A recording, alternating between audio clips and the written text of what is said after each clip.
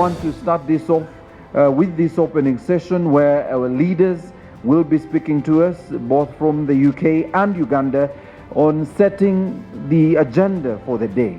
And we will be looking at Uganda's tenfold growth ambitions on the National Development Plan and the UK and Uganda's partnerships on economic growth, agro-industrialisation and climate action. What a great mix we've got. We've got government representatives, development partners, traders, exporters, media representatives, and I know we've got some farmers here. If you're a farmer, would you please put up your hand? Excellent. I can see a few. Excellent. You are most welcome. Now, I'm still within my first year. I haven't been here a full year yet. I think it's probably about 10 months. And I remember in my very first meeting with His Excellency the President, as I presented my credentials, we actually talked about agriculture because we were talking about that diverse plate of foods that you have in Uganda, that the country produces, eats and exports. And I thought that the President's interest in agriculture actually is similar in a way to His Majesty King Charles. He's absolutely passionate about sustainable agriculture. Now, I would say I've learned a lot since that first meeting, because every day, every morning, my day starts with Ugandan tea and coffee, multiple cups. Every day I meet representatives of government, of private sector, civil society, and I consistently hear about ambitions for tenfold growth, which is echoed in the National Development Plan, and I can see how central agriculture is to that. I also realise that everyone I meet has a farm. I feel quite left out. I think I must have one by the time I go. And every meal I have features Ugandan food and drink. I've tasted the food and drink produced in fields, in factories and kitchens across Uganda. And I've learned how much export potential this has, and I really hope that we can unlock it. Now, I'll say there's a downside to me embracing Ugandan food, which I have realised. Even just 10 months in, I can fit into 50% of my wardrobe. So matoke is dangerous, is all I can say, particularly with G-nut sauce. And actually, in my travels across Uganda, I've seen the importance of agriculture to millions of lives. And I know you see that too. Across all the regions of the country, I've heard a bit more about the challenges that are facing farmers and agribusinesses, whether that's access to finance, inputs, markets, and all of this against the context of a very rapidly changing climate. Now, day to day, our countries, the UK and Uganda, collaborate in this sector on the A in the ATMs. I'm here for the whole day, and I'd love to hear from you in the breaks. Tell me about how we can make that collaboration even stronger. Tell me about the challenges and the opportunities that you face. So, it's going to be an action-packed day. Morris has done a good pitch for the cocktail. You're hanging in for the cocktail, but there's a lot that we've got to get through until then. In the first session, we will talk about doing business with the UK. So as I said, UK and Ugandan businesses have got a really strong history in the agribusiness of collaboration. I'm going to give you an example. He's opposite me, of Nexus Green. They're supporting farmers across the country. They've rolled out hundreds of solar-powered irrigation schemes across Uganda, supported by hundreds of millions of pounds by the government of Uganda and by UK Export Finance, and you'll hear a bit more about that. And I know other UK businesses are partnering with government too to plan strategic infrastructure, and we've been discussing that with the Honourable Minister and the Permanent Secretary briefly this morning, the infrastructure that's needed to support Uganda's agro-industrialisation ambitions. So in the first session today, we're going to hear about other examples of UK agricultural technology and how the UK trade financing offer can support future commercial collaborations. So that's the first session. In the second session, we're going to talk about exports. So this is an area that I know the Ministry of Trade and the Presidential Advisory Committee on Exports and Industrial Development are really focusing on. And my Foreign Secretary has called for openness when it comes to trade. There's a lot going on in the world of trade right now, isn't there? Lots of barriers. But actually in the UK, we see openness as central to our international strategy. So other countries may raise tariffs, but you will rely on the UK to keep the tariffs with Uganda down to next to nothing. And this is why partly we've collaborated with Uganda Airlines on the direct flight that opens an air route for air freight to bring fresh Ugandan produce to the UK. We've taken Ugandan coffee exporters to the London coffee markets, London Coffee Festival, and that's all about marketing Uganda's coffee to the baristas of the UK.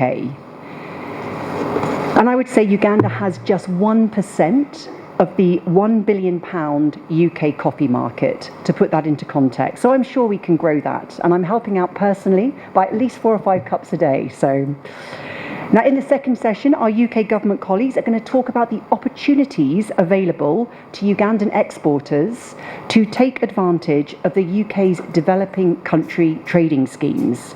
So this is tariff-free access for 95% of Ugandan goods to the UK, including all of those delicious fruits, vegetables, tea, coffee, etc. And I'm going to put in a personal ask here. I can tell you, I have been spoilt for life because I have tasted a Ugandan avocado and a pineapple. Going back to what's on the supermarket shelves in the UK is very depressing. So let's crack this one together.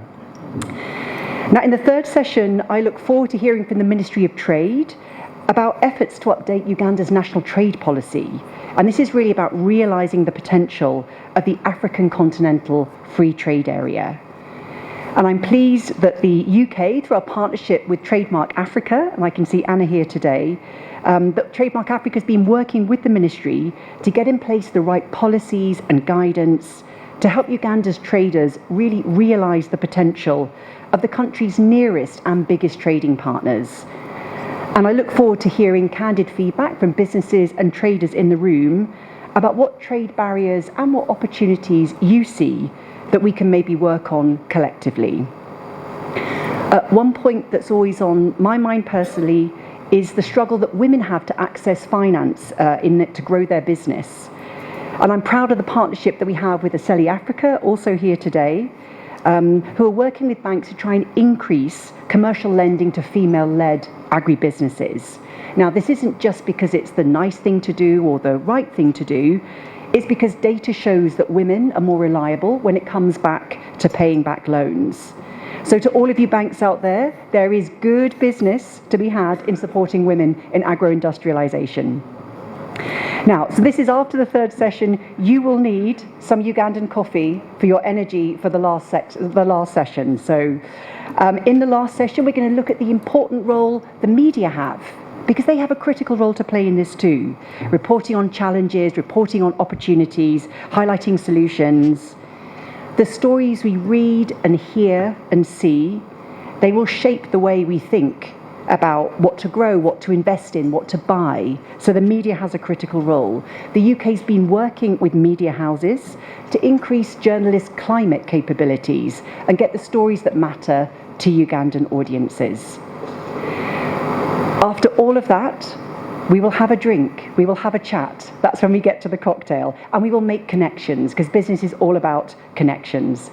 So I'm looking forward to all of this. I hope many of you can stay for big chunks of the day. And without further ado, I am delighted that we have the leadership in both key ministries to address us this morning. So I would now like to welcome the Permanent Secretary of the Ministry of Agriculture to provide his opening remarks before we turn to the Honourable Minister. Permanent Secretary, you are most welcome.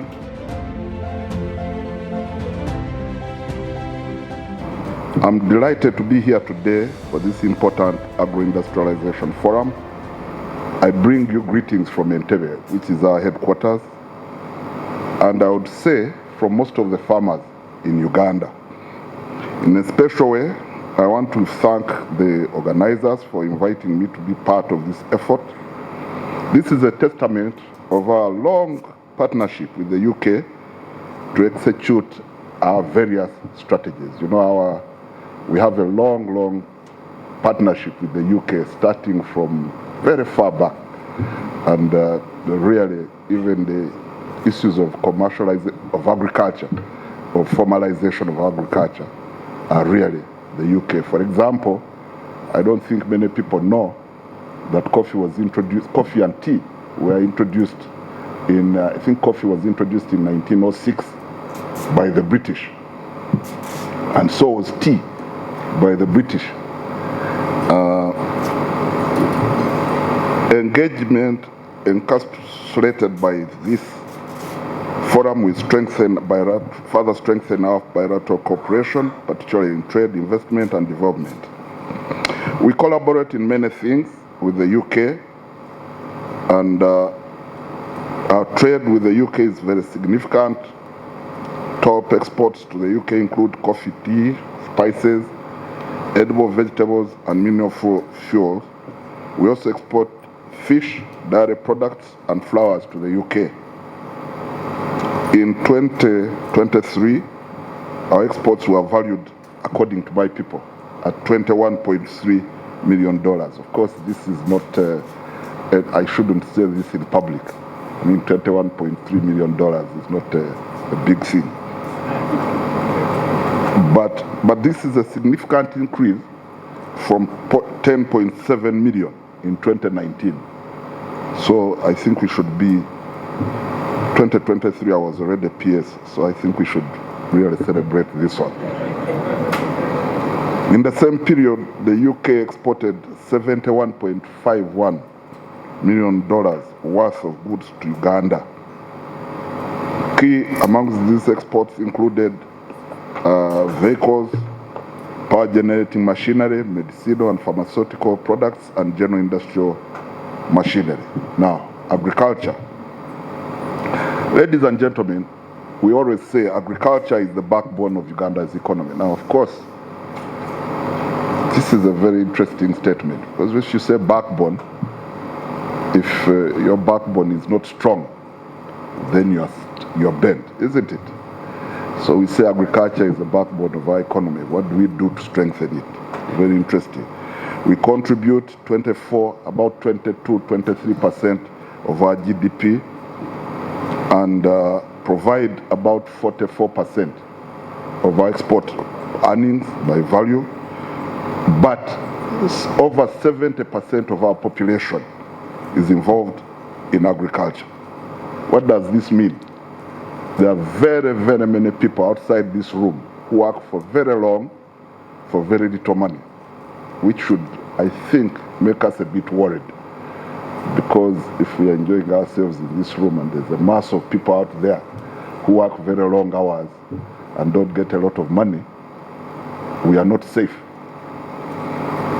However, this situation is changing through agro-industrialization, and currently I think we are expected to create about 60, we are moving very quickly to agro-processing and contributing about 60% of the manufacturing sector in Uganda, and we expect to contribute about 60,000 jobs annually. So we are really moving in there. Ladies and gentlemen, our objectives which guide the government interventions include the following. One, the big one, full transformation of agriculture from peasant, smallholder, subsistence farming to commercial agriculture. This is a very, very important one. Peasant, smallholder agriculture, subsistence agriculture, commercial agriculture. I've told people, I've done some research and discovered that it takes 4 men, 7 days, 4 men from Kigezi. Our people, they are fairly strong people. Some of you know. Some other places you might not have the following the figures I'm going to give you. But it takes 4 men, 7 days to cultivate 1 acre of land. You really imagine this. 4 men, 7 days to cultivate 1 acre of land. That means if you want to cultivate 100 acres, you do the maths and see. It will take you 100 weeks. It will take those same people 100 weeks. Very, very strange. The average land holding in Uganda for farm size is 1.6, 1.7 acres of land.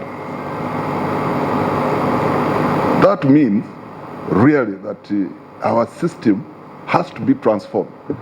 Otherwise, it is dead. So this forum comes at a time when we are talking about that very ambitious thing of the tenfold strategy, where we think that we should multiply the country's GDP tenfold in a very short time. Of course, this is a very worthy goal. So what are we working on? Commodity value chain development. Our part in this, our part as the agro-industrialization program, of which we are the chair. Minister of Agriculture is the chair. We are working on key pillars, which are commodity value chain development, prioritizing 18 key commodities, including coffee, tea, maize, rice, beans, cassava, dairy, beef, fish, cocoa, oilseeds, fruits, and vegetables, among others. What we have done is we have done a dedicated value chain study and plan, linking farmers to processors, markets, and exporters, trying to drag ourselves out of subsistence to tell people that money is good. Then agro-industrialization hubs and parks, establishing regional agro-industrialization parks and zonal processing hubs to anchor industrialization to production. These parks will host processors, storage facilities, and innovation centers. Then market access and trade facilitation.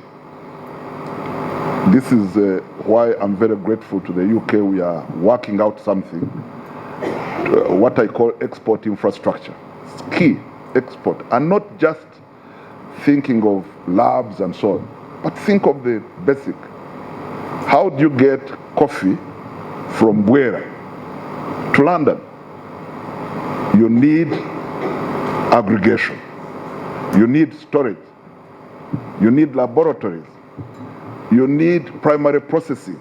You need so many people and so many things. You need knowledge so that this guy knows that you shouldn't put coffee on the ground, and so on and so forth. Access to affordable agricultural financing, money, because all these are very nice as aspirations, but unfortunately the world is not the Garden of Eden. So those of us who live in it must work as hard as possible to ensure that we pay for the things we want to do. Strengthening research and innovation, because the productivity, the volume piece comes with productivity and production. And the basic problems of production and productivity in Uganda are genetics.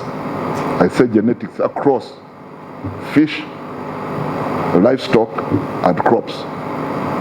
Genetics, improvement of our genetics, improvement in mechanization, improvement in water and irrigation, and mindset. Then infrastructure development. Infrastructure, human capital development, climate resilience and sustainability. Ladies and gentlemen, climate change is real. Actually, it affects agriculture the most. That's why you now find it rains at the end of July, destroying a bit of the maize crop, and stops raining at the middle of October or middle of November. Therefore, not giving people, there's no predictability with those guys who are relying on rain-fed agriculture. So that's why we are adopting irrigation, promoting sustainable land use, and supporting farmers to adapt.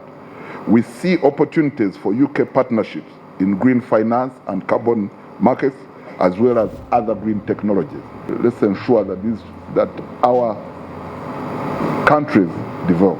Thank you very much, ladies and gentlemen.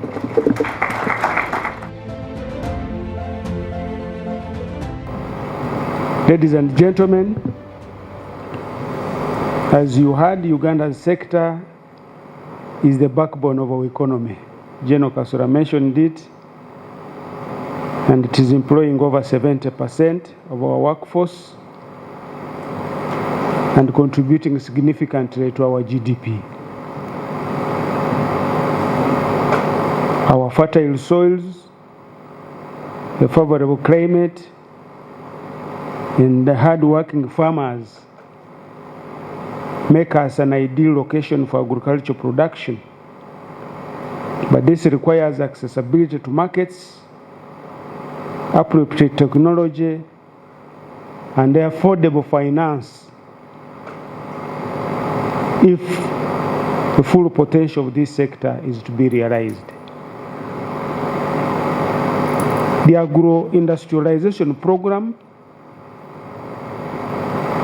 is now a key component of Uganda's National Development Plan, in Plan 4. Is key in our tenfold growth strategy and is among the 4 key priority accelerator actions for achieving the tenfold economic growth. Talking of items, the others will be tourism, mineral-based industrialization development, and then science, technology, and innovation, which includes ICT and creative art, commonly now called as ATMs. Don't think it is the ATM of the card, of the money. And the aim of agro-industrialization is to increase commercialization and competitiveness of agricultural production and agro-processing. The program seeks to propel Uganda to reduce its negative trade balances by adding value to agricultural raw materials, promoting export expansion of high-value products, and import substitution. Gentlemen and ladies, Uganda's agricultural sector has a huge potential for growth and currently accounts for 40% of merchandise exports. So by focusing on value addition and export expansion, we can unlock the full potential of our agricultural sector and drive sustainable economic growth. That's why the government, as far as agri-industrialization is concerned, and partnering with countries like the UK, is working to facilitate the process of access to credit for small farmers at affordable costs, increasing long-term capital for SMEs to support agro-industrialization. Secondly, to facilitate vertical and horizontal value addition to support production of high-value input products like nutritional foods, baby foods, which use several products like milk, eggs, maize, vegetables, fruits, etc. The third area in the agro-industrialization that we're focusing on is improving agricultural production, productivity, and profitability, especially through provision of fertilizers, quality seeds, seedlings for better yields per acreage. The United Kingdom and Uganda, you are aware, have had a long history of cooperation in the agricultural trade sectors, and I believe that our partnership can be taken to the next level. I am therefore very confident that through collective effort and strategic implementation, we can unlock Uganda's potential and drive sustainable economic growth. Obviously, the other area is capacity building. We think we can collaborate on capacity building programs that can help our farmers, extension workers, exporters, processors, and policymakers develop the skills they need to compete in the global market. Our collaboration, therefore, can benefit both our countries in increasing trade values, creating new opportunities for businesses and farmers. And in the agro-industrialization agenda will create jobs, and income opportunities for our citizens, contributing to shared economic growth and poverty reduction. So I look forward to working with our UK partners to explore opportunities for collaboration and to develop a roadmap for partnership. And I think together we can unlock Uganda's agricultural potential, break the barriers and create a brighter future for our two countries. I'm here to talk about a topic that is core to both the UK and Uganda, and that is agriculture. To put it in context, in Uganda, approximately 70% of the population is in agriculture, while in the UK, 70% of the land is being used for agriculture, making today's topic very important to both countries. So today we are discussing agro-industrialization and how the UK can work with Uganda. I would like to delve into the UK strategy to agro-industrialization. As you're aware, the UK is already advanced in agriculture. But before they got to this point, the UK government deployed two strategies to achieve agro-industrialization. The first strategy focused on using a multi-sectoral approach. The multi-sectoral approach was bringing together the academia, the private sector, and government to work together to transform business ideas, to transform research into business proposals so as to advance the sector. And this worked brilliantly. The second strategy that the government used was to set up centers of excellence. These centers of excellence are spread across the UK. As you can see, we have in Dorset, Telford, Northern Hampshire, Norfolk. So the centers are spread across, and in total we have about 55 centers of excellence. Some are international, some are UK focused. And they have membership from a number of companies that are subscribing to support the government to carry out research. Now, to delve into the centers of excellence, we have CHAP, which is the Center for Crop and Health Protection. This is to transform how farmers manage crop threats, e.g. pests and diseases, both in the UK and overseas. The Center for Innovation and Excellence in Livestock, the CL, is aimed at creating new technologies to boost the productivity and profitability of livestock farming. The Agri-AP, which is the Agricultural Engineering Precision Center, focuses on developing technologies that will increase productivity and sustainability in agriculture. Now, having looked at those two strategies, this membership of private sector, government, and academia identified 4 major areas where the UK has competitive advantage. And these areas are plant science, animal science, precision agriculture, and aquaculture. Now, ladies and gentlemen, what is the role of the UK? What I'm here to say is that the UK are your trusted trading partners. And we are saying we are here to walk this journey with you. From seed to growth of the crop, to irrigation, to fertilizers, to processing, to harvesting, to the logistics, to shelf. We want to walk with you the entire journey, from farm to fork, industry to shelf. We are your partners. Let us work together. I know the PS said we're already doing partnerships. I am aware that University of Pabbright has collaborated with NARO in analysis of livestock vaccines, capacity building of NARO researchers. I'm aware that the University of Aberystwyth has partnered with NARO on research of breeding, forage and animal nutrition, but a lot more can be done. Let us tap into the UK potential. Let us tap into the UK offer.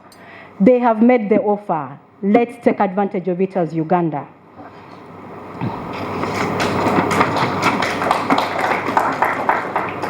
So what are the benefits of trading with the UK?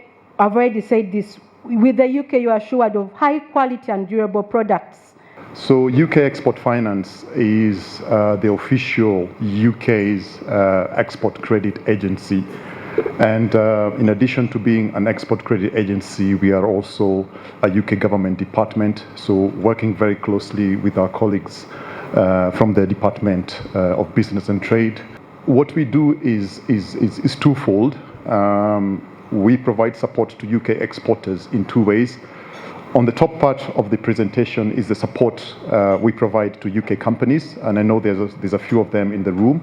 However, for today's discussion, I will not dwell so much on that part of the support that we provide, and I will focus on the lower part of the presentation. I'm not sure whether it's visible with the chairs.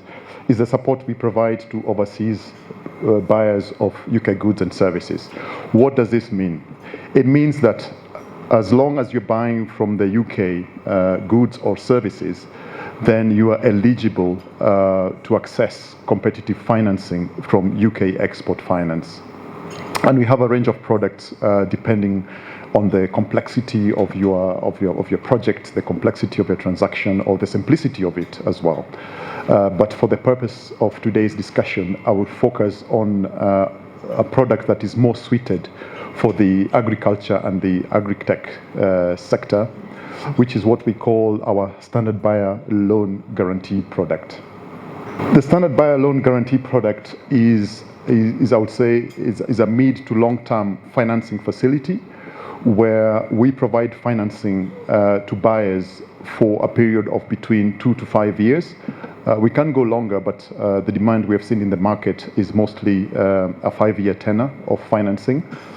And what happens is that for whatever project you have or whatever contract that you have with a UK supplier, we look at the value of it, and then we are able to bring in financing of up to 85% of that contract or project. So if I would give a very simple example, if you have a $10 million project, as long as you are sourcing a percentage of that from the UK, we are able to finance up to 85% of that contract. So in my example, that will be about 8.5 million. And the way it works is that typically we'll be financing, we'll be paying rather your suppliers, so you don't have to, I would say, to contribute the payments at the onset. So we'll take care of the payment to the suppliers, and then you will remain with a balance of 85%. Okay, you do have to put in a 15% down payment. However, the balance of 85% is financed from a facility, and then you have a period of between 2 to 5 years, sometimes even longer, to repay back on this facility. As UKEF, we typically provide a guarantee to a bank, and what our guarantee does is that it de-risks the transaction. So meaning that it improves the creditworthiness of you as the buyer or you as the borrower. So we bring in the UK government's sovereign rating into the transaction, so you are able to access financing at a lower rate, because now the bank that is providing liquidity or the funds is looking at UK government risk rather than looking at the risk of you as a company. So basically what we are doing is that we are squeezing the risks of the transaction, and because we are guaranteeing the bank, what in essence it means is that whatever risks that they are taking on the transaction, we are covering that. Which also means that we work very closely with banks, but for this particular product, we work with specialized lenders. These are lenders who have appetite for emerging markets like Uganda, and also have appetite for the smaller transactions. I forgot to mention that in terms of the ticket sizes, in terms of the minimum thresholds, we can look at anything from £500,000 onwards. Obviously, the maximum will depend on the strength of your balance sheet. So what are the conditions? Let's start with the first one and the main one, which is UK content. So there has to be a minimum of UK of 20% of UK content. These are goods or services that are sourced from the UK. In terms of the process, the first step is that you can reach out to myself or one of my colleagues in London, where we will request for high-level information, things like what is your project, or what is the transactions that you are looking to be supported, what is it going to achieve, what is the UK content, who is your supplier in the UK. So these are the basic information that we need to know. Then obviously we will look at the credit evaluation, where the financial information you have submitted will go to our risk colleagues, who are going to do an evaluation and see whether you would qualify or not, and how much you would qualify for as well. We also do the usual due diligence, crime and compliance, environmental and social due diligence, as you would expect with any lender. After that is completed and we are satisfied, then we would take your transaction to our credit committee, who then approve or reject your transaction. Hopefully they approve it. And normally this process end to end takes about, I would say, on average 12 weeks. And obviously this is dependent on how quickly we receive additional information we are asking for, and how quickly the exporter is able to prepare for the delivery of the products, and and basically how well prepared you are to progress with the transaction. So if everything is in place, it can go very quickly, like I said, within that period of on average 8 weeks. Now, coming here, for this engagement, what we decided to do, or what I decided to do from the bank side, was to first engage our clients. A few of our clients within, the broad sectors that are represented in here. And we asked a key question. What keeps you awake at night? What keeps you awake at night? And a couple of other questions, but mostly to really try and do a dipstick of those things that a business would worry about, from morning to evening, at night when you wake up, how you want to transform your business. And there are a couple of themes that came up. I'll first share with you like 1, 2, or 3. Number one, normally what gets topical in such discussions, you will hear things like access to finance. Now that has been addressed by a couple of speakers here. But when I look around the room, access to finance does not seem to be one of those things, in my opinion. And most of this feedback did come through. Access to finance, yes, was a part, but not significantly one of those things that most businesses had on their head. Pricing on the interest rates. When I looked at one of the tables, there's one of my clients, I will not say your name, so you're safe. Recently, we were having a discussion about a financing proposal, and I gave them a term sheet. So this term sheet had pricing. It was about 17.5% on shillings. Guess what? I believe most of you would think that is good pricing. So he said, give me the term sheet. And he went and came back about 1 week later, and he had 4 term sheets. And said, you're giving me 17.5, this one is giving me 17, this is giving me 16, this is giving me 16.5. So bring it down again. And I asked myself, for how long can we have a discussion about pricing? So pricing, there are 24 banks in the market. So you businesses, I do believe you have got options when it comes to pricing. And besides, partners like Bank of Uganda have given us an opportunity to even significantly bring that lower under the agriculture credit facility and some of the other options that they talked about. So 3 themes emerged from the kind of discussion that we're having, or the feedback from our clients. Number one, most of our clients are asking us every single day, how do we have a discussion beyond your normal working capital, plain vanilla. I will give you an OD. I will give you an OD. I will give you a term loan and all that. Beyond capital or working capital, what more can you do for us from a strategic partnership point of view, from a going beyond the borders point of view? What can you do for us? The second theme that came through was beyond basic banking. Again, like I said, there are 24 banks in this market. And guess what? Some of the telcos right now are even bigger than commercial banks. So you cannot continue to talk about, basic banking. Beyond working capital, beyond basic banking, there are things that we are doing around strategic partnerships. I really want to appreciate and recognize the High Commission for the partnership that we signed recently. And this is why we did it. So on the 12th of September, there is a UK Africa Trade Conference that is happening. Now, Absa Bank is taking about 30 of our clients to this conference. And most of these clients, obviously, without the partnership of, with the High Commission Trade Desk, we wouldn't have done any such thing. But this is going to be a flagship conference that will be running jointly with the High Commission every single year, so that you get an opportunity to go sit, interact, benchmark, and learn a lot more on how you can improve your businesses. The second is around,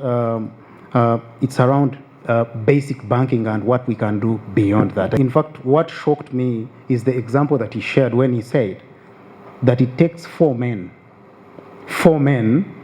7 days to cultivate 1 acre. I didn't know about that. And in most cases, when we talk about agro-industrialization, we tend to forget about, that primary farmer who has got 1 or 2 acres that needs to optimize their production. So on the Absa side, we provide asset financing solutions. And this asset financing, you look at your primary farmer, farming implements. So we have got partnerships with different suppliers. You come and get your tractor. If it is not a tractor, then it will be storage facilities. Because at the end of the day, for that primary farmer, they want to increase their production, they want to improve their yields, and they need to save on the costs of production. So we'll give you whatever asset financing solutions you're looking for. And this primary farmer is the same farmer that will now need to supply to the agro-processor. What does the agro-processor need? You need to expand your capacity. You need storage facilities, whether it is from silos, whether it is cold storage, whether it is expanding your warehousing, anything. And then from that, once you've expanded your capacity, obviously, you now need to be able to logistically move this from your factory up to the final consumer. So your trucks or anything, all this sits within what we are able to do from an asset financing point of view. So let's have a conversation about that.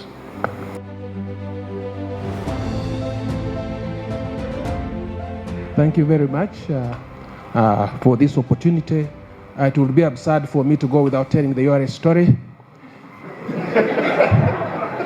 Not tax holidays, right? Yeah. Okay. Yes.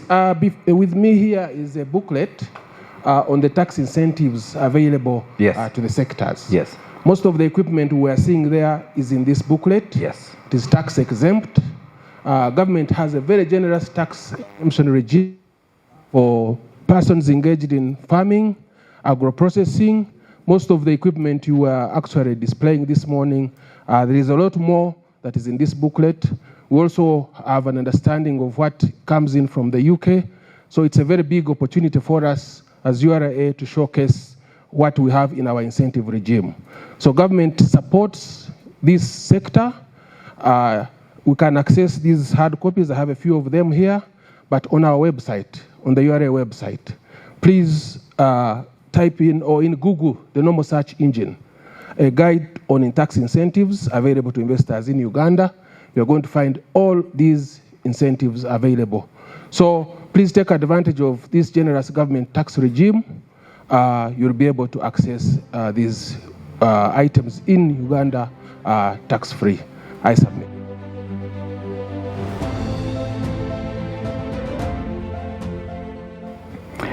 Perry's is a 78-year-old third-generation family business established in 1947 by my grandfather, Tom Perry. We have over 80 staff in 5 countries, and all Perry equipment is designed and manufactured at our base in the west of England. We operate in a variety of sectors, from small on-farm and cooperative systems with lower capacity machines to large capacity port projects with elevators and conveyors capable of 1,200 tonnes per hour. We also work in the brewery, distillery and recycling businesses. Our main export markets are Uganda, South Africa, Mozambique and DRC, Australia, New Zealand, Eastern Europe, Ukraine and the Middle East. Our range includes grain dryers from 5 to 130 tonnes per hour, drying maize with the latest PLC controls, energy-saving features and fully automatic options. Smaller mobile grain dryers, flat bottom silos with capacities up to 20,000 tonnes, hopper bottom bins with capacities up to 3,000 tonnes. Quite importantly, grain monitoring equipment for while the grain is in those silos, measuring CO2, moisture, temperature, and then using this information to automatically control the aeration fans. We have a full range of grain intake conveyors, elevators, screw conveyors and augers to make a complete system. Grain cleaners for pre-cleaning, aspirator cleaners for removing dust from grain, and fine cleaning reciprocating sieve cleaners. We also have a range of biomass belt conveyors suitable for drying grass, cassava, herbs, and recyclables. To give you a taste of the work we've carried out in Uganda, I'll now run through a few of our key projects. In Kasese, for Kabako/Renzori Millers, has been a grain storage and drying plant with a 16 tonne per hour continuous flow grain dryer and 6,000 tonne of silo storage with cleaning and weighing facilities. The storage comprised of 2 3,000 tonne flat bottom silos with sweep augers, and the entire plant was controlled by custom made PLC control panel programmed by ourselves.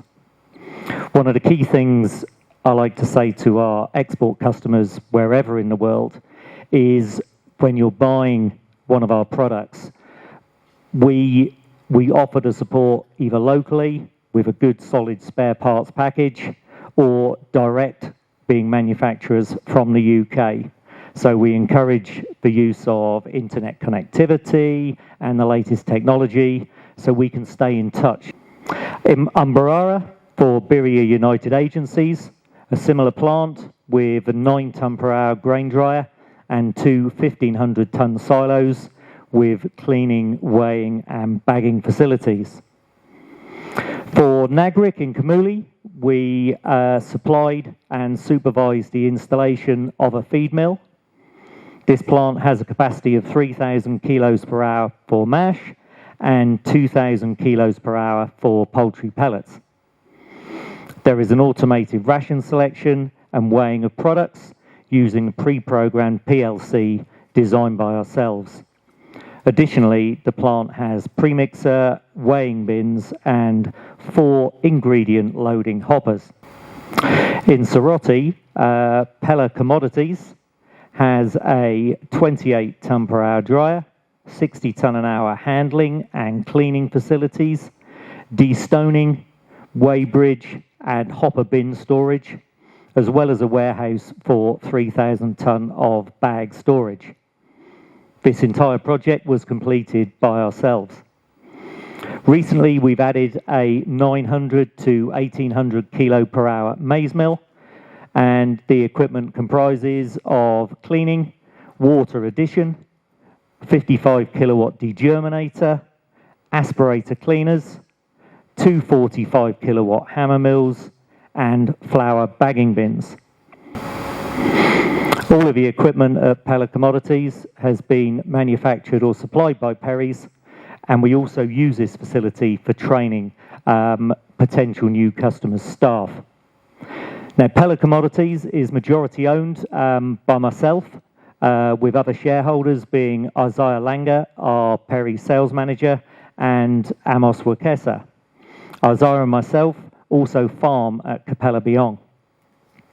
Because of these two enterprises and Perry East Africa and our length of experience in Uganda, I believe it gives Perry's an advantage in the marketplace when speaking about projects with potential customers and ministries, because we have and do continue to have the experience of the challenges and pitfalls and a few successes that are experienced in the Ugandan farming, post-harvest and value addition sector. This experience should help provide private investors with security and peace of mind when speaking to us, and also NGOs and funders to be safe in the knowledge that projects they fund have been designed making use of the experience we've gathered over the years, and that they can be maintained by Perry East Africa in the country. We look forward to working in the agro-industrialisation of Uganda with the government and private individuals, and thank you for your time this morning. Thank you very much. Binzika, to talk about our history with the UK, I would have to go through the history of the company, because the UK has been a very pivotal partner in our journey over the last 35 years. The beginnings of Binzika are actually quite humble. It began as a backyard project for Mr. and Mrs. Mukasa. In fact, the first 100 chicks were donated to them to basically substantiate the household income, provide a protein source for like the family. But from that, the company of Binzika was founded. Those first 100 birds, at the time, 1986, the country was just reeling from a civil war. So there were no structures to provide day-old chicks at the time. So once those initial 100 birds ended up maturing, they were unable to find any source of chicks anywhere in the country. They tried through the Ministry of Agriculture, Fisheries in Entebbe, but at the time it was impossible to find chicks. And from that gap in the market, they slowly realized that the demand was overwhelming for the poultry. So as a company, we began importing day-old chicks from Zimbabwe, selling them on to the local market, until in the early 90s, we realized rather than be an importer, we can become poultry breeders. Now that's where our relationship with the UK begins, because in the early 90s, we made our first purchase for incubators from the UK, a company called Western Incubators. If you can change the slide. Western Incubators was the supplier of the very first machine that we used. It was assembled in the garage of a house. It's the one on the left, extreme left. It was a small machine, but like Elizabeth said, quality will always beat over price.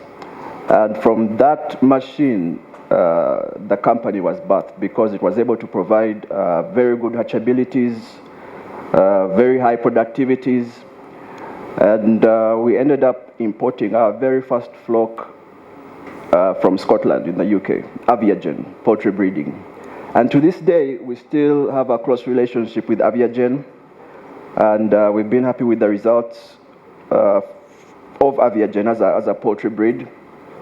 And we envision to continue that partnership, because within the market, BNZICA has stood out as, because our biggest motivation or biggest strength has always been quality. Quality of the chick, quality of the feed, but to get to that quality, it requires quality in the manufacturing.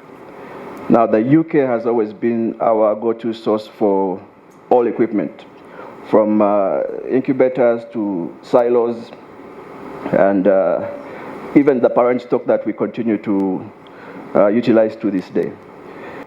Yeah, I would like to thank the organizers for this event. At the time we began, there was no forum like this to facilitate trade between the UK and Uganda. So this shows the willingness of the UK to do business, to trade, and to expand. So we are definitely, and we were truly humbled to be invited to speak to this event. So, as mentioned, I'll be talking about the UK's flagship Developing Countries Trading Scheme offer. In terms of the agenda, we'll quickly run through an overview of the scheme. We'll then talk a little bit about the rules of origin, which are central to supporting you as exports to create value, including through inputs from African partners. We'll then speak to UK-Uganda trade and the opportunities for utilization of the DCTS scheme, and then finally end with some tips around how to make sure you're benefiting from the preferences by completing the necessary customs processes forms. So the UK Developing Countries Trading Scheme is one of the most generous trade preference schemes in the world. It was launched over 2 years ago. It covers 65 countries, 30 of those within Africa. It is designed to, of course, boost trade with our developing countries, and in doing so, it supports development, it creates jobs, and it builds stronger economic and commercial ties between the UK and, of course, Uganda. At its simplest, it cuts tariffs. It simplifies the trade regime that we have, and importantly, it is there to remove the conditionality around trade. Our analysis, in fact, shows that it results in savings of roughly £770 million a year for exporters around the world who are using the scheme. The DCTS scheme, much like the EU scheme, is built around 3 tiers. So we have the comprehensive tier, we have the enhanced tier, and then we have the standard tier.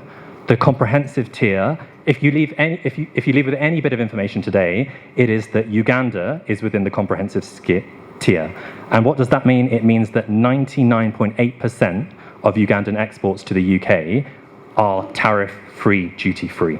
So if you're not getting, provided you meet the necessary rules of origin and documentation, if you're not receiving those tariff savings, we'd like to know about it. I'll very quickly speak to the rules of origin that I mentioned.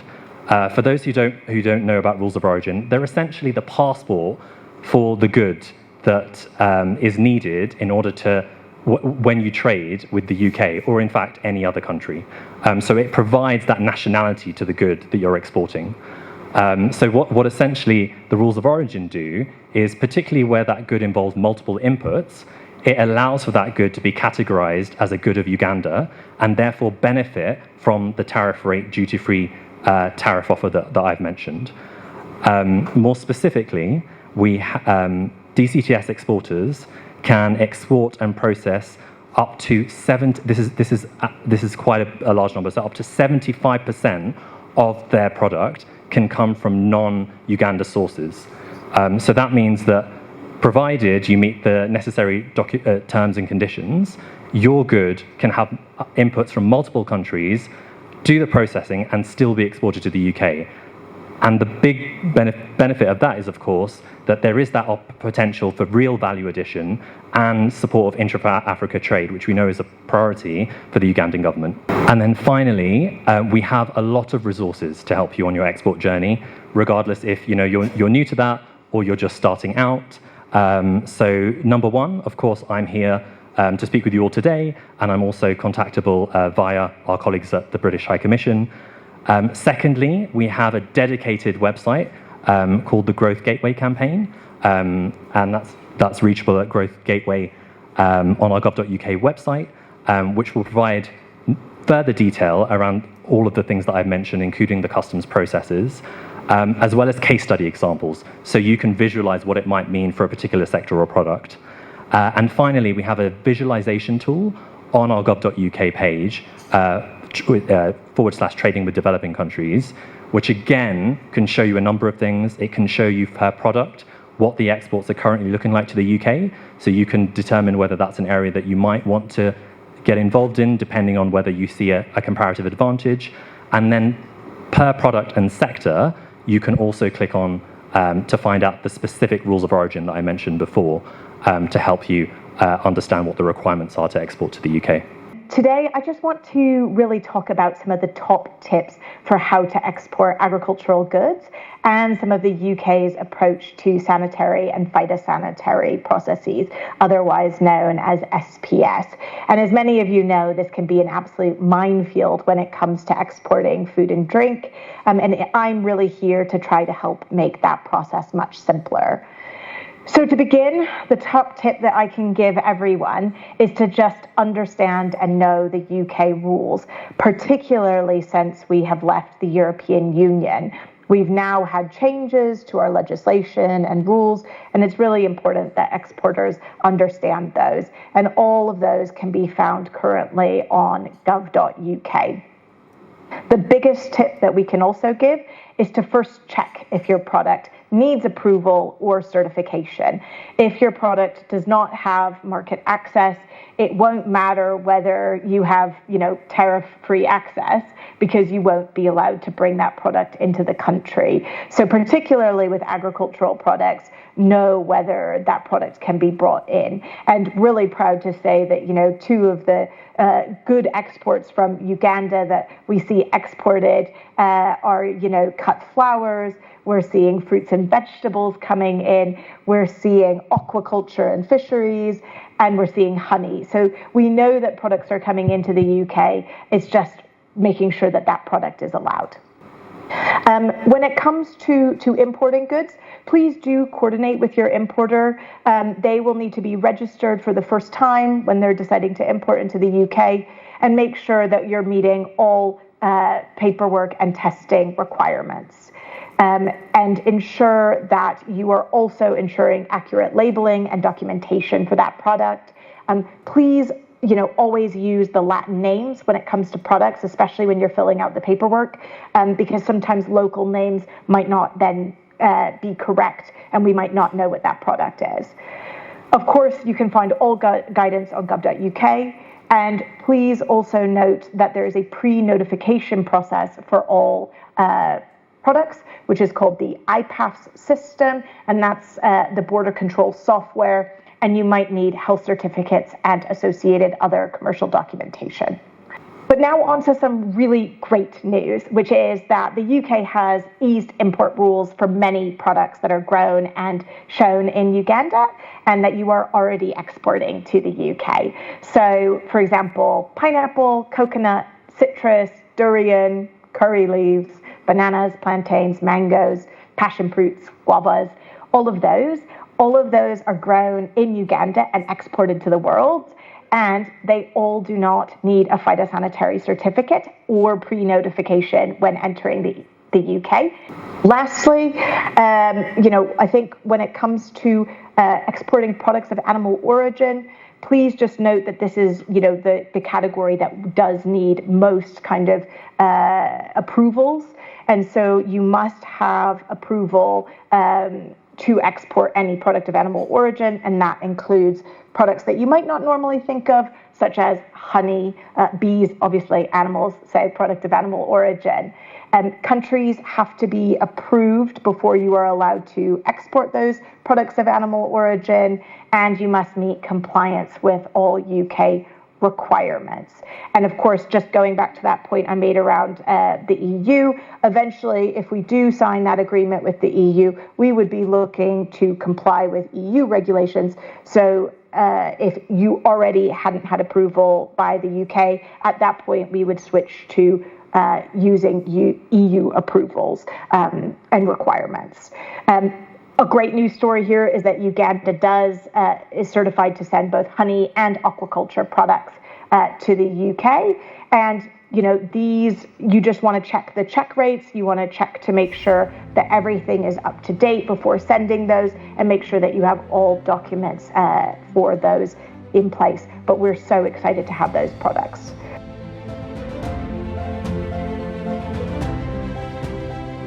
Clark Farm was founded by Dr. Clark. If you asked him what my job description is, he would say, I do everything he doesn't like to do.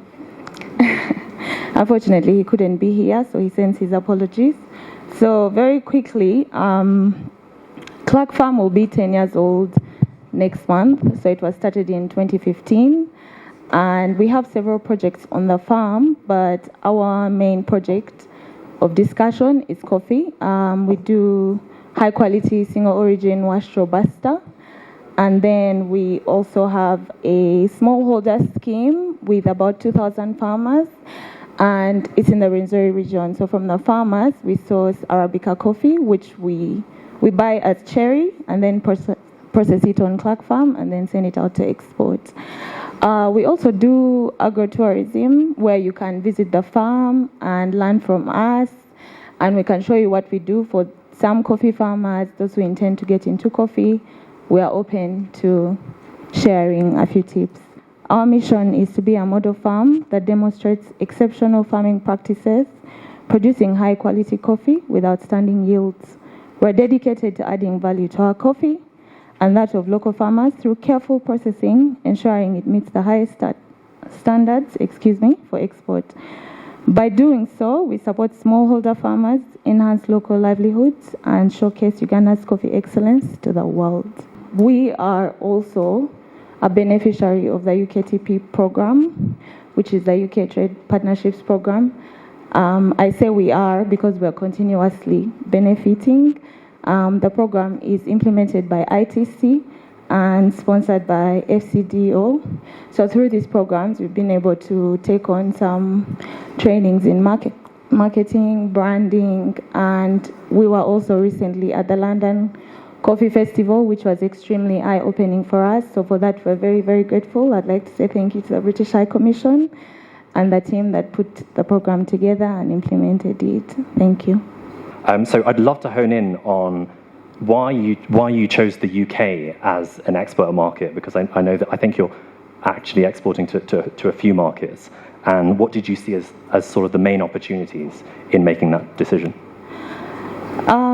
So the UK, initially we've been exporting coffee to the UAE, and through the different trade forums like the London Coffee Festival, I think there was one last year and there was one this year as well, we were able to identify a UK buyer.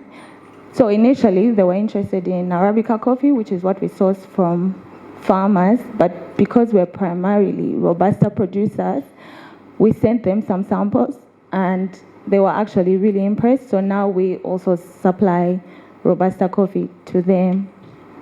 In terms of opportunities in the UK, having gone to the London Coffee Festival, there is so much out there. If you get an opportunity to go to some of these festivals, so many people to learn from as well.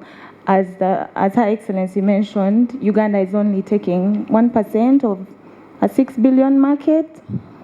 Really, like there is so much potential there.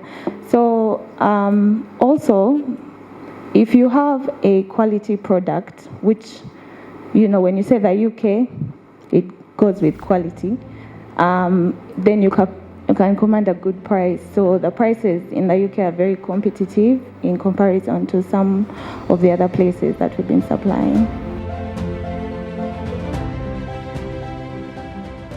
I'm here to talk about Uganda Airlines and what we do in terms of support to our dear exporters to the UK and the other destinations that we serve on the network. I'll try to stay specific to the UK, and hopefully I can use under 5 minutes. So basically, Uganda Airlines, we are the national carrier, and the airline started operations in 2019. We started cargo operations in 2021. Our flights to the UK started on 18th May, so we are now talking a little over 3 months of operations. A lot to learn as we go along. We are grateful for the support we've had from the different stakeholders that enabled us commence this route. We've looked forward to it for quite a long time, and we are very pleased with the successes that we've so far registered. I did mention we are owned by the government. 50% shares are Ministry of Finance and 50% Ministry of Works and Transport. We operate a fleet of 6 aircrafts. Currently we have 7, the 7th being an Airbus A320 with 3 tons cargo capacity, does regional flights for us. The CRJ, we have 4 aircrafts, they do regional flights as well. The Airbus has a 3-ton capacity, the CRJ is a 1-ton capacity, but I would like to point at that bird there, the Airbus A330, 800 Neo. It's the equipment we operate to the UK, London Gatwick specifically, 4 times a week. We offer an average cargo capacity of about 20 tons. One thing to note about that aircraft, it is a passenger aircraft. So it's passenger and cargo, but we refer to it as a passenger aircraft. Why? Because it mainly carries passengers. We share the cargo hold space with baggage. So the volume and weight of cargo that you can carry is subject to passenger numbers. I use 20 as the average, but when we started operations to London, flights were fairly light, so we were carrying up to 29.8. That is the largest we have carried on that aircraft. Actually, we had the guys from Airbus call us, and they were amazed at how we'd managed to do that. And technically, it means we move dense cargo. Without dense cargo, you can't achieve those loads. So it's an 8-hour flight, 20 tons. We offer that 4 times a week. We mostly carry products of plant and animal origin, so it's mostly fruits and vegetables that we take from Uganda to the UK. On the return sector, we bring manufactured goods, electronics, and pharmaceuticals. We offer very competitive rates. I know we've been, there's been several requests to reduce prices further. However, there is a level below which we cannot go. But when we started operations, I know we expected prices in the region of $2. We came out at less than that. We are between $1.6 and $1.7. I say this publicly because our rates are all out there in the open. We don't hide our rates. We are at between 1.6 and 1.7. We offer volume discounts. So if you ship larger volumes, like we have clients who give us over 5 tons, we are able to give you certain price preferences. Now, I need to also clarify that we do not block space. This has come up severally. We've been on social media for blocking space. I put that in quotes. But we don't block space. We don't offer special preferences to particular exporters. We don't do that. We are open, and we welcome all clients on first come, first served basis. What do I mean? I have 20 tons. I have customers who can ship 20 tons in one lot, as in take up the entire space. But we restrict them so we can serve as many customers as possible. We are proud to say we have exporters who have come to start exporting green, as in never exported anything before, been dealing in the local markets, and we've guided accordingly for them to go and do the registrations with the different agencies within the country, provided requirements for both origin and destination, and then of course helped guide on pricing and how to attain competitive pricing from the different airlines. At Uganda Airlines, 1, we clean our containers, we pre-cool them before we load cargo in them. So even when cargo gets delivered by on open back trucks and at higher temperatures, immediately upon reception at the airport, we already start the process of lowering temperature to make it conducive. Finally, I'll still get back to the aircraft. Our aircraft has very good temperature control functionality. I will say one of the best. We offer up to 4 degrees Celsius within en route to the UK. So different products require different types of temperature ranges in terms of cool chain requirements. So our forward hold, we can go up to 4 degrees. In the aft hold, which is the back hold of the aircraft, we go up to 12 degrees low, but we have air circulation and temperature control in hold 5. So technically, we provide temperature control from point of acceptance to final destination. We've come up to speed with documentation, and I'm very happy to say that when we started the UK route, we expected a lot of queries in terms of documentation requirements. We have not had any challenges with documentation and are happily operating into the UK market from Uganda. Actually, you know, everyone is talking about goods, the trade, and all that relations with UK. My name is Monica Amono. I'm from Africa Global Logistics, and we are actually an addition to Uganda Airlines to export whatever that you're producing. I would feel cheated, and you would have been cheated if you don't know that there is an option for sea freight and road freight to the UK. So we are globally located and situated. Hoping I'll meet you all at the cocktail. I'll tell you more. Thank you so much. A country like Uganda, where all the 3 levels of production are a work in progress. So from primary production, where you do raw materials, and you think of the quantity and the quality and the consistent aggregation needed at that level. And you move to the secondary level, which is processing level, where you're looking for longer shelf life, where you're dealing with transportation, logistics, packaging, infrastructure, technology, power, broadband, and things like that.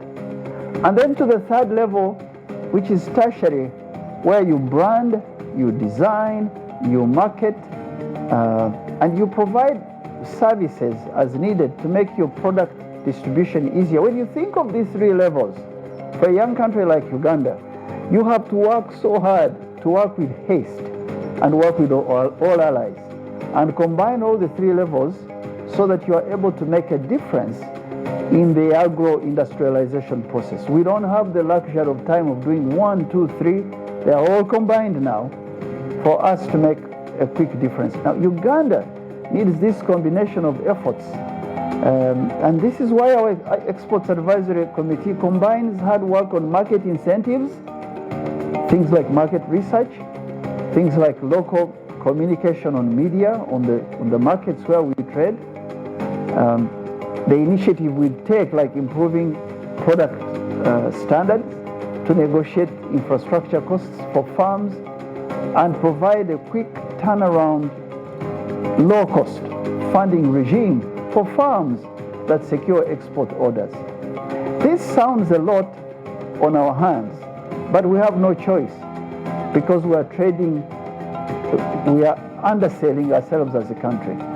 Farms cannot compete, let alone drive agro-industrial growth, if we don't combine all these elements.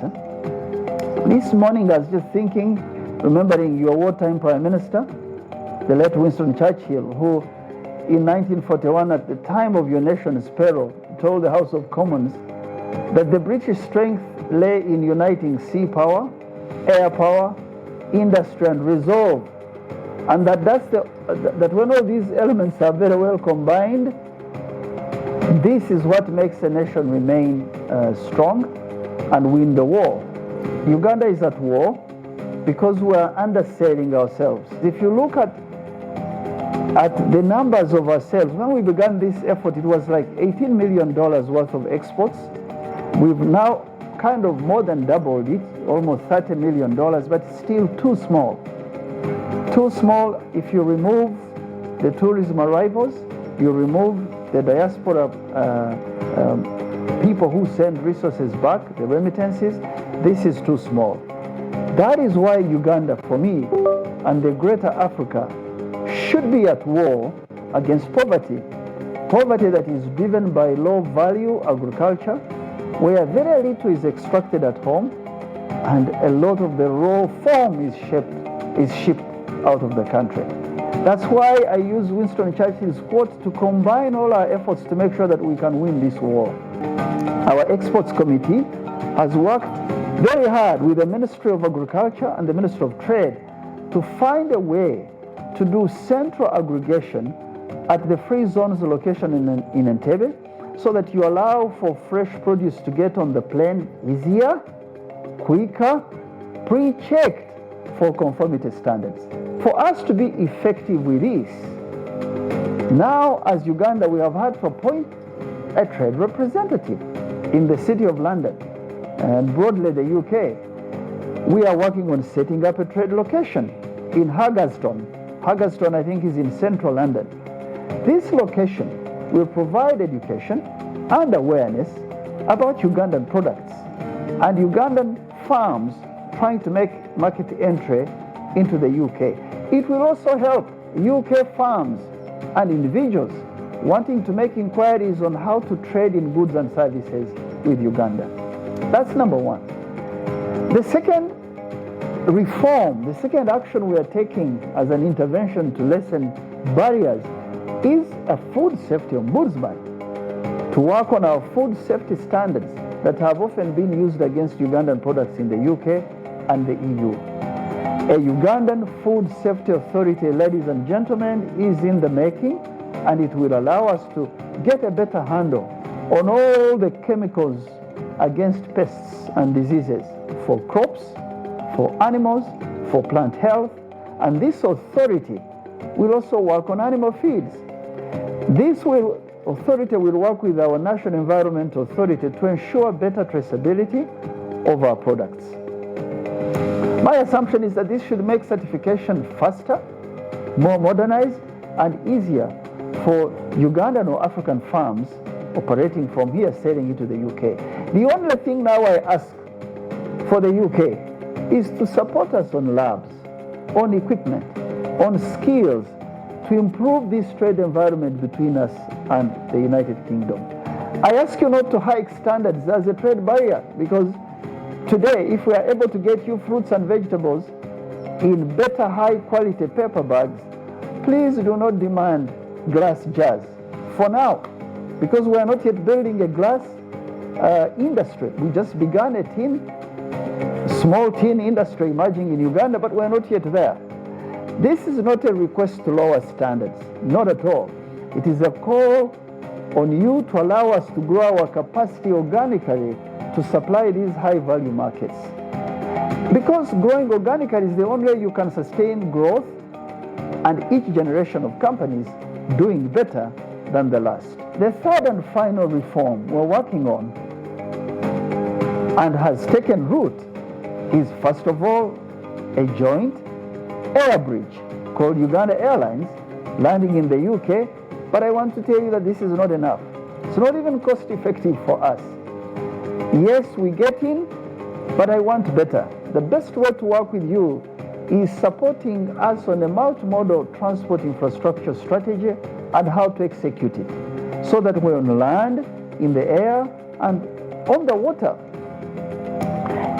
It helps us to get our products to you by sea, because now technology exists to keep fruits along with meats, keep them longer, keep them fresh for more than a month at sea. Now I ask that in this area, in this session, both you, the High Commission and Trademark Africa and other partners, you can do a good job to get Ugandan exporters better negotiation capacity for logistics charge to the UK market by helping us on this multimodal transport strategy and how to execute it. We are willing and ready to work with you to find a low-cost solution to the sea transport, because this is where we're uncompetitive as a hinterland country. But we're working on that. As you notice, these few things we're working on, they want to end trade barriers, even in a generation, but they give us a foothold to get to each of these markets, including you, the UK, and they give us a better handle on agro-industrialization with your support. You can see that there's some minimal increase in sales, very minimal in terms of products, coffee, fruits and veg, from 18 to $30 million. How much more can we do if we work together on services and more products? I thank you. I submitted a presentation, but I want to request that I start from why the FCFTA is very important for Uganda as a country. And I want to anchor it on the 10-fold growth strategy, because that is where we are.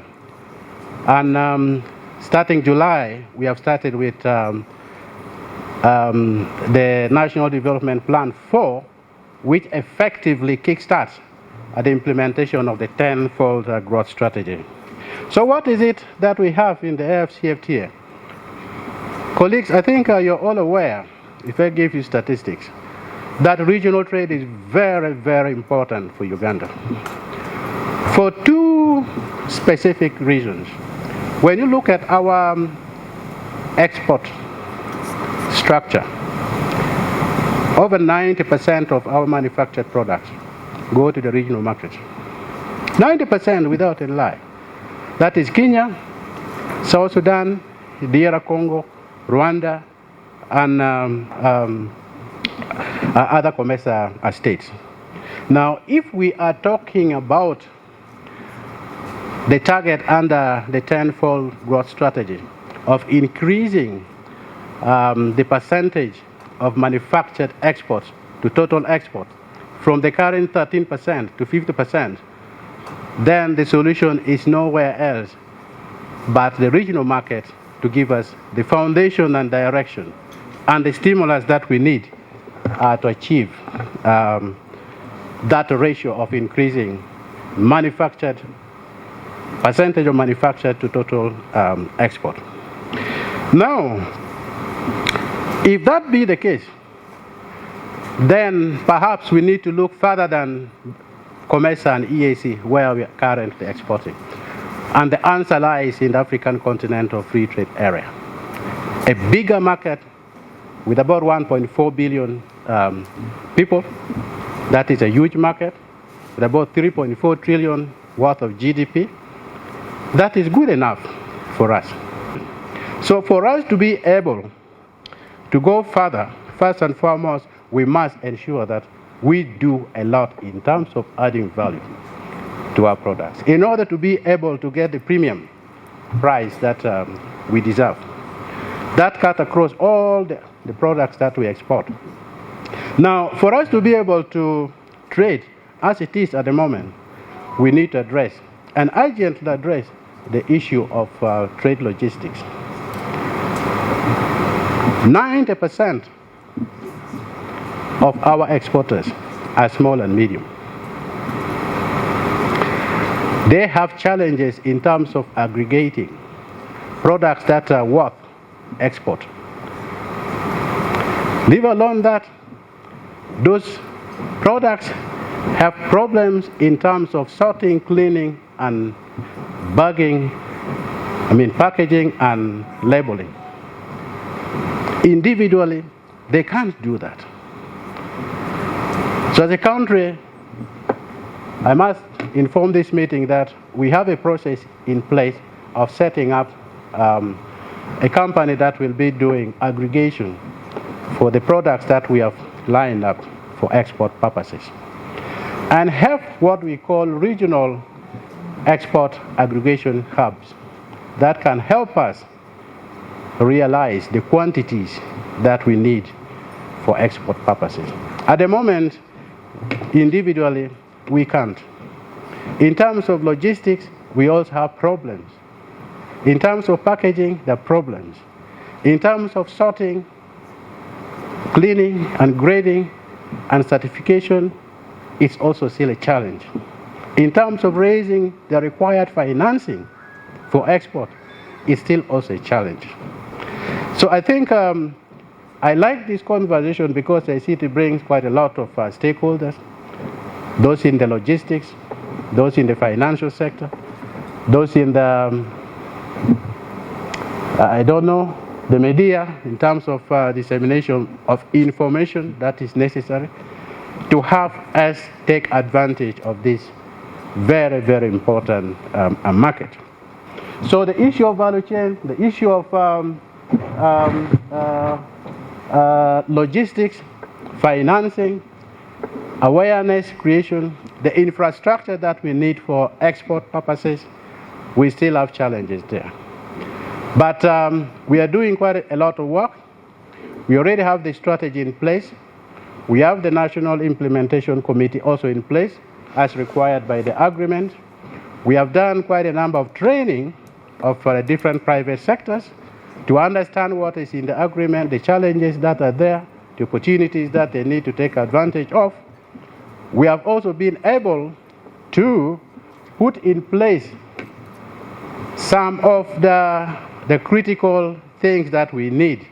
At the moment, we are embarking on doing profiling of those key markets that we have identified, and also ensuring that we do the product and enterprise profiling so that we know which products we are ready to trade in and which product will go to which particular market after doing the market, completing the market analysis, which we are currently doing. Mine is a brief presentation on the review of the national trade policy and the export strategy, which we've harnessed with the support from the UK government and Trademark Africa. And I'll just present some of the key highlights following wide stakeholder consultations that we have had in the past. And we hope to have the final validation in October and send the document to Cabinet for approval. Most of you who have been here in the morning, you heard that Uganda is going through the process of graduating from a least developed economy. And this process started last year in March. And it will be a journey up to 2027 when we'll have the final verdict, whether we are now graduating from the UN list. So what does that entail for us? Coming from the Ministry of Trade, it's a journey for us to assess ourselves, because being a least developed economy, it implies that you may have to forego some of the preferences that you may be enjoying under the different negotiations in terms of the general preferences that we're receiving under the UK, under European Union, and under the World Trade Organization, and some preferences that we are enjoying as a least developed economy under the regional framework. However, we shouldn't also be worried. Having shown some progress in 2024, it gave us an opportunity to see that as a country we are enjoying some bit of sustainability in terms of our development trajectory, so which gives us an opportunity to keep up this pace and ensure that we maintain our economic growth at 6%, as has been seen over the 3 years, and look at other economic indicators and ensure that we do not backtrack from our progress, and also ensure that our human assets as well as other indices that are looked at during this analysis are kept in check. We do hope that as we move forward, we improve our competitiveness. Whether we graduate or we don't graduate, I think it's a journey that we have chosen to take. So there's need for us to enjoy the benefits that come in improving our competitiveness of our products, and ensure that now we also look into innovation, value addition, green trade, and harnessing value chains. Looking at our trade performance currently right now, the merchandise exports are around 8.5 US billion from 1.7 in 2007. In 2007 is when we had our trade policy, the first trade policy that we had. So there's a journey that we have taken, and it shows that we're making some bit of progress in terms of our market access for our exports. However, when you look at that in performance in respect to our imports, we are not doing well. There's need for us to close the gap and look at our trade deficit. And as the Minister and the PS of MAIF highlighted in the morning, most of our agricultural products are coffee, tea, fish, cotton, and gold, which are still dominating our export basket. And they're accounting to almost 75% of our export value. So in terms of our direction for the next 5 years, the next actually 10 years of the policy, we do expect that we will be having a policy that will be able to drive the economic aspirations of the country, that will look around regional integration commitments and trade opportunities that we have enjoyed within the regional framework and the global markets. It has also been framed around the 4th National Development Plan, the 10-fold growth strategy, as well as the diagnostic trade integration study that we undertook in 2022. So what are the aspirations within the national trade policy? Our vision, I think on the vision, yeah. A transformed, competitive Ugandan trade sector that can fully get integrated in the region and global markets. If we can access these markets, we're able to impact on our targets under the 10-fold, but at the same time, we'll be able to harness incomes for our people and also improve on our economic development. We hope that within the support that we have with the UK under the NMS infrastructure and the Ministry of Agriculture, we'll be able to also unlock our potential for the export of horticultural products. And then for tea and tobacco, we are hoping that we can also move into Pakistan, the Middle East and the EU beyond the African market.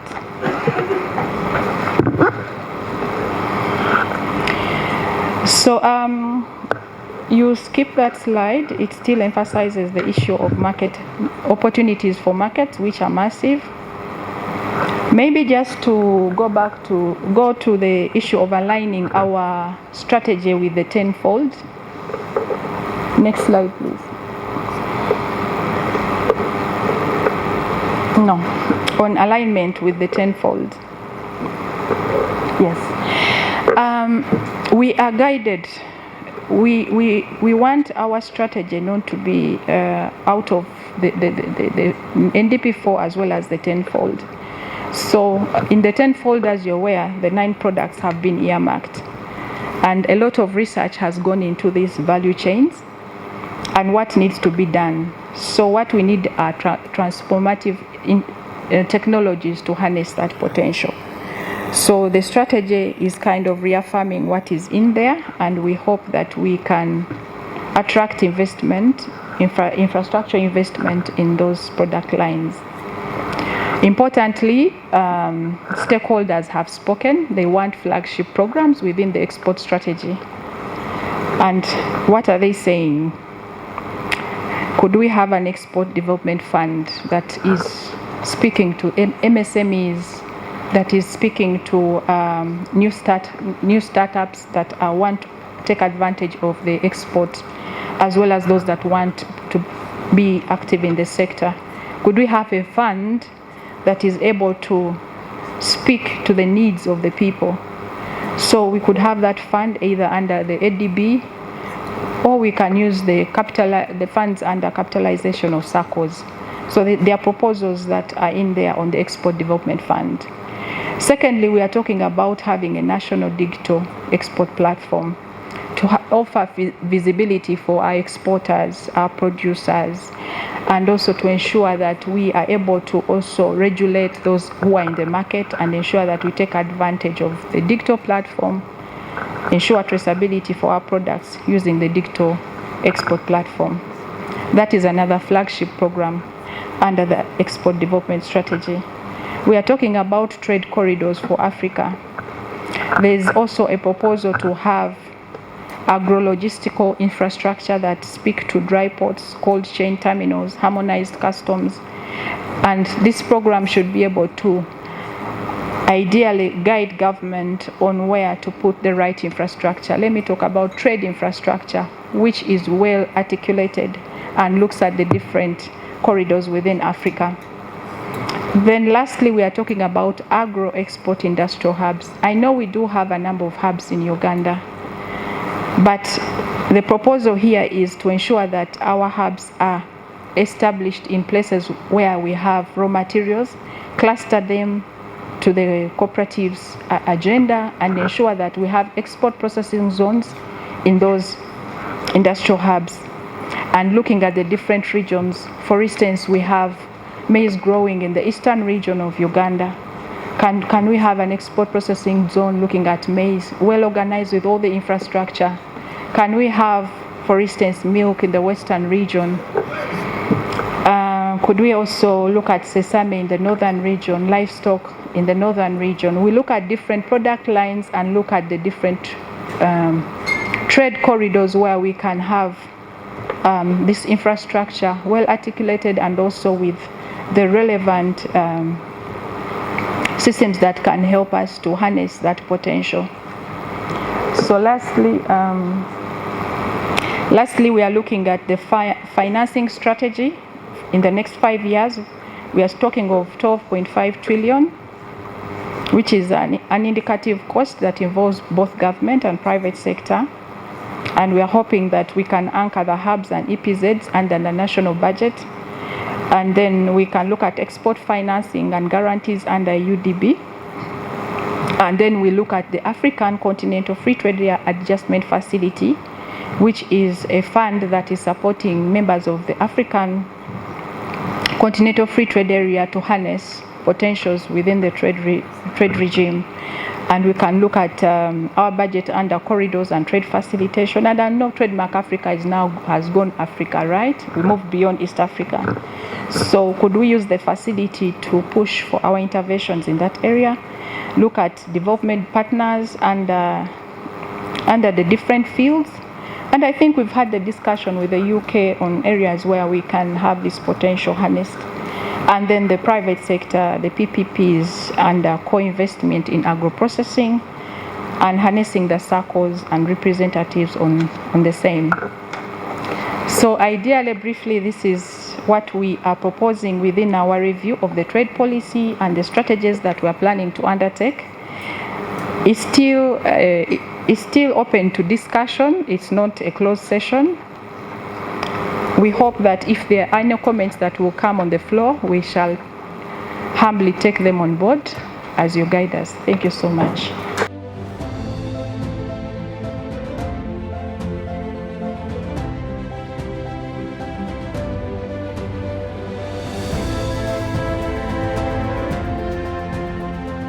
So I think as we move to the next group, what we wanted to contextualize with this work that we're doing with the media, in as much way as it is important that we are doing this work with individual farmers, but also farmer groups and aggregated farmers, it is important that to widen the reach of what is happening with other smallholder farmers, that we partner with media. So the UK has invested into building the capacity of our media houses. So maybe one of the questions you can talk to these journalists about is that a number of them were actually doing like religion reporting or political reporting, but after having gone through significant training, they've gained the confidence to talk about climate change, to talk with smallholder farmers about climate change and its impact on their farming, and to also engage with their local leadership around climate change and how it's affecting their agricultural practices.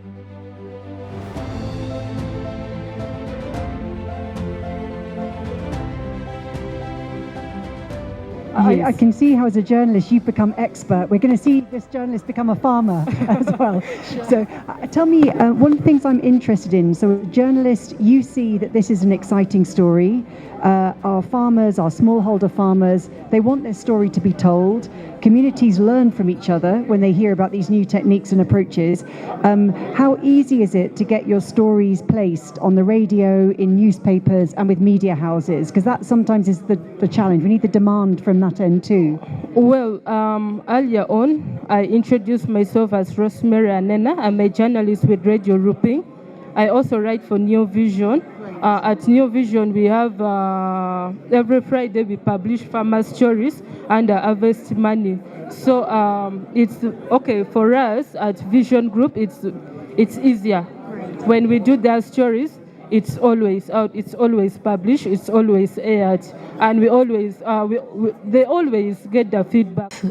We've seen live how journalists can help make agriculture more appealing to especially young people, from uncovering hidden treasures in hybrid business, to climate resilient input. We have seen it this afternoon, to people engaged in goat breeding in Gulu. So we are thankful and we extend our gratitude to you. I'll tell you a very quick story in 30 seconds that I hope explains why what we are doing here matters. I come from a country which I will not mention, which is not Uganda, obviously.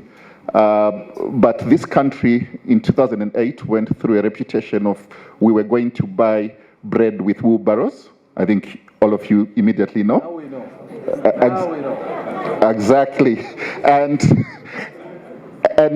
from this same country that I come from, we got the reputation that we had kicked and banned out a certain group of people from farms. Anybody knows what that country is? Yes. Okay. Good, so I don't need to say what that country is. We all know. That's the impact of journalism in how stories are told and how you get to scale with things, and that's why it's so important.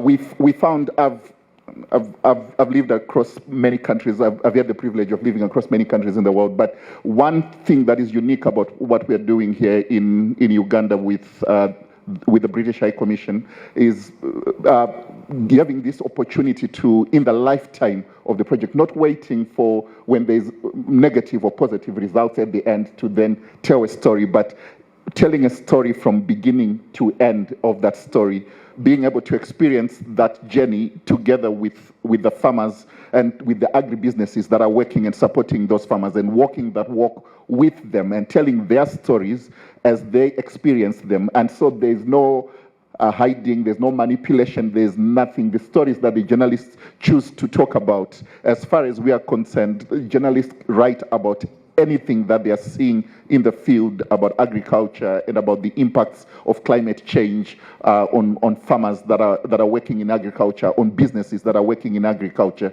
They are able to aggregate those voices and also highlight and sift through the important issues that need to go to the policymakers, as it were, so that they know what to prioritize that is affecting farmers in an impactful way.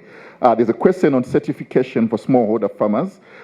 We are doing, away from this, we're doing a project on project designing around carbon markets, specifically for agroforestry and biochar. And with the financial support coming from the UK government, we are expecting to launch and certify 6 carbon projects, which is a massive investment. So that's already a contribution towards certification. We are also in discussions with a local UK company because for exporting to the UK, the most common trade certification that you need is Global GAP.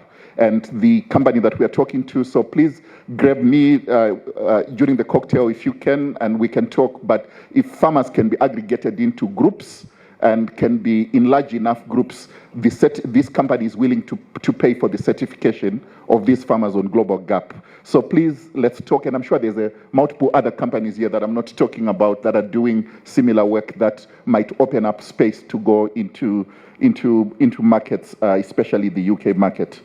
We are providing the platform by doing 5 specific things as CSJ, which you can engage with.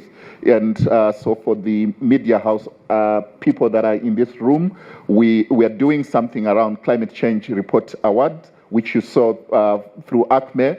So we are sort of providing the carrot for media to report on climate change.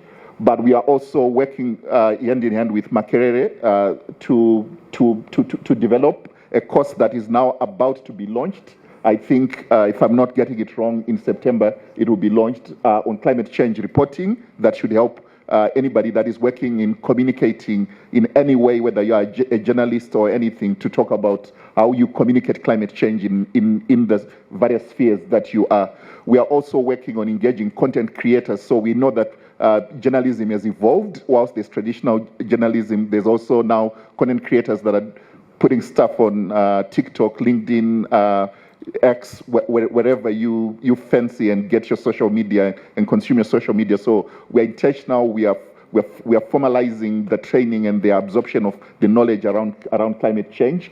We are also trying to work with a number of media houses to set up climate change desks, because we know the importance of having climate change desks in terms of getting them to be in terms of getting climate change reporting to be prioritized within media houses.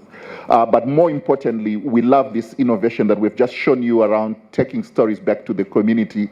The one thing that we could not tell because of limited time is the usefulness that we got. I think you saw Ralph and I speaking at some of these events that we managed to join, but also the farmers really engaged deeply with journalists, and a number of the journalists that you saw here are able to answer accurately because they were already grilled by farmers who said, but that's not my story. You told it in a different way. My real experience is this, but okay, yeah, this problem, but how do we solve it? And they've already sort of pre-grilled them before you got the opportunity to grill them. So would love to partner with a lot more media houses, with a lot more journalists to try and make sure that climate change, which is a big threatening factor to whatever we can do around trade and export in agriculture, to whatever we can do in terms of agro-industrialization, is prioritized, is put on the center stage. A lot of our work at the African Center for Media Excellence, really, like many of our partners here, is about really telling stories and telling them well. And on subjects like climate change, we always emphasize that the journalists that live the story. And it was very interesting what Matthew said, that the journalists that have gone through this program, are beginning to live these stories. When the passion with which they talk about these issues, you even forget, as he said, that they're journalists, and you begin asking them technical questions. And they're becoming competent in answering, those questions as best they could. But I think for us as media is to really, really invest in telling stories, and we know that it costs to do good journalism, to be able to access, the people who are out there, the communities, all the discussion that we've been having here, to be able to connect policy with actually what is happening on the ground, look at those value chains, the decisions that are made, the decision-making process up to a point where these exports really happen. There's a lot of stories that are happening in between, and those stories really need to be told and need to be told well. And the journalist who jumps, and we always tell journalists that be focused. You can't be covering 10 things. Today you are covering, this and that and that. You can't be focused. And this alone, the discussion today alone, is almost an entire discipline for you as a journalist, if you invest your time and effort in understanding these issues and going back and reading up on them and accessing all these experts. And what I think the CSJ program does, and what at ACME would do ultimately, is to look out and recognize and reward those journalists that do a good job in terms of doing really constructive reporting around climate change. So really investing in storytelling for all the partners here, whether they're business or development partners, really investing in good storytelling will make a lot of difference.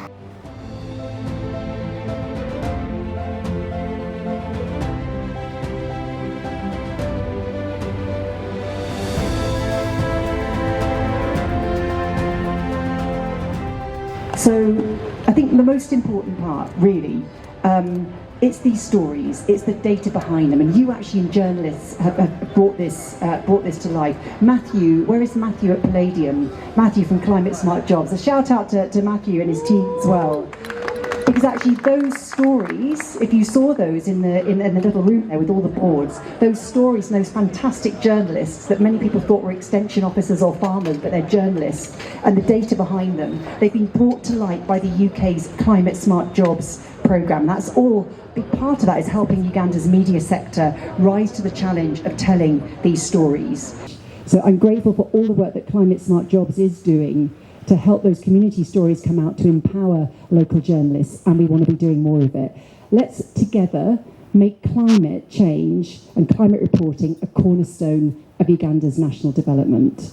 Now, as we move into the cocktail then, let's raise a toast together. I think it's mostly journalists that might be left, and I want to say, I know it's not always easy as a journalist, whenever you are in the country. I want to say to the future of media in Uganda. So if you have a glass, please raise it to the future of media in Uganda. Here's that. And to collaboration, to innovation, and to community. Ladies and gentlemen, thank you for sticking with it today. This is the first agro-industrialisation forum. Grab a member of my team, grab Matthew, tell them what's useful, tell them what worked for you, tell them what you want to be different. Let's hope this is the first of many. Ladies and gentlemen, have a good evening. Thank you.